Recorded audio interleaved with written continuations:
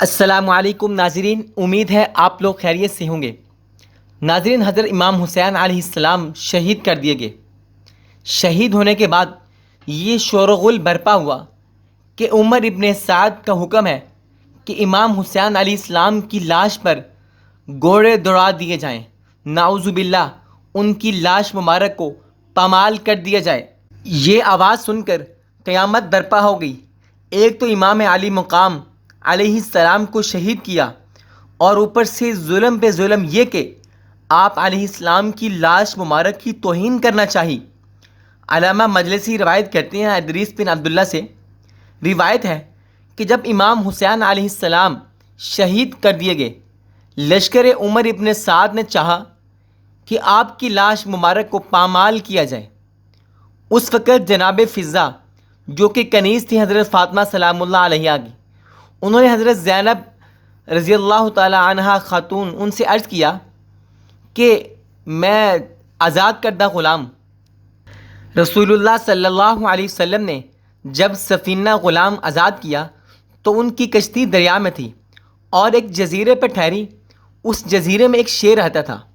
وہ سفینہ پر حملہ آور ہوا تو میں نے اس شیر کو مخاطب کر کے کہا، یا ابا الحارث، کہ اے شیر، میں آزاد کردہ ہوں، رسول اللہ صلی اللہ علیہ وسلم کا آزاد کردہ ہوں، مجھے اذیت نہ دے۔ جیسے ہی شیر نے آپ صلی اللہ علیہ وسلم کا نام مبارک سنا، فوراً رستے سے ہٹ گیا اور ہلاک کرنے سے باز رہا۔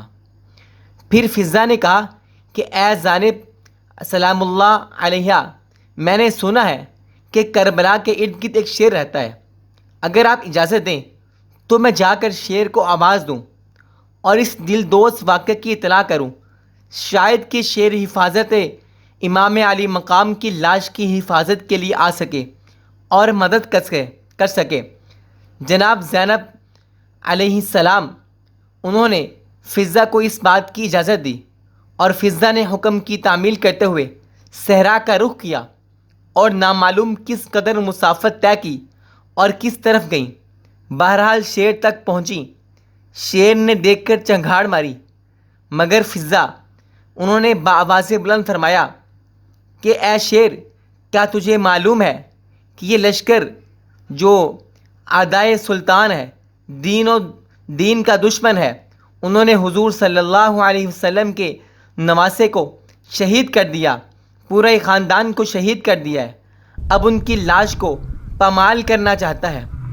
جیسے ہی شیر نے جناب فضہ سے یہ سنا تو قتل گاہ کی طرف چل پڑا۔ امام علی مقام علیہ السلام ان کی لاش کے نزدیک پہنچا اور حسرت بری نظر ڈالی اور اپنے دونوں ہاتھوں کے درمیان لاش مبارک کو لے لیا، اور اس حیوان، اس شیر نے خون امام حسین علیہ السلام سے پیشانی رنگین کی، اپنی پیشانی پہ خون لگایا اور روتا رہا۔ جب کوفی لوگ گھوڑوں پہ سوار ہو کر لاش مبارک کی توہین کرنے کے لیے آئے، پامال کرنے کے آئے، گھوڑوں کو دوڑانے کے لیے آئے اور دیکھا کہ شیر موجود ہے، گھوڑے وہاں نہ ٹھہر سکے اور بے قابو ہو کر بھاگ نکلے۔ سواروں نے بھی پلٹ کر نہیں دیکھا کہ اب ہماری خیر نہیں۔ جب اس واقعے کی عمر بن سعد ملعون کو خبر ہوئی تو کہنے لگا کہ اس کو کسی پر ظاہر نہ کیا جائے، یہ ایک فتنہ ہے۔ جناب فضہ انہوں نے شیر کی آنے کی خبر حضرت زینب سلام اللہ علیہا کو سنائی، اور اس طرح لاش مبارک پامال ہونے سے محفوظ رہی۔ ناظرین، آپ اندازہ لگا لیں کہ اللہ تعالیٰ نے حضرت امام علی مقام امام حسین رضی اللہ تعالیٰ عنہ کو کس طرح ان کی میت کو بچایا، ایک شیر کے ذریعے۔ جب وہ بدبخت لوگ توہین کرنا چاہ رہے تھے، آپ کو شہید تو کر دیا، اور اب آپ علیہ السلام کی لاش مبارک پر گھوڑے دوڑانا چاہتے تھے، آپ کی لاش کی توہین کرنا چاہتے تھے، لیکن اللہ تعالیٰ نے بچا کر دکھایا۔ یہ واقعہ مختلف طرح دو تین طرح اور طرح منقول ہے۔ ناظرین، اللہ تعالیٰ نے حضرت امام حسین علیہ السلام کی لاش کو اس طرح بچا کر دکھایا۔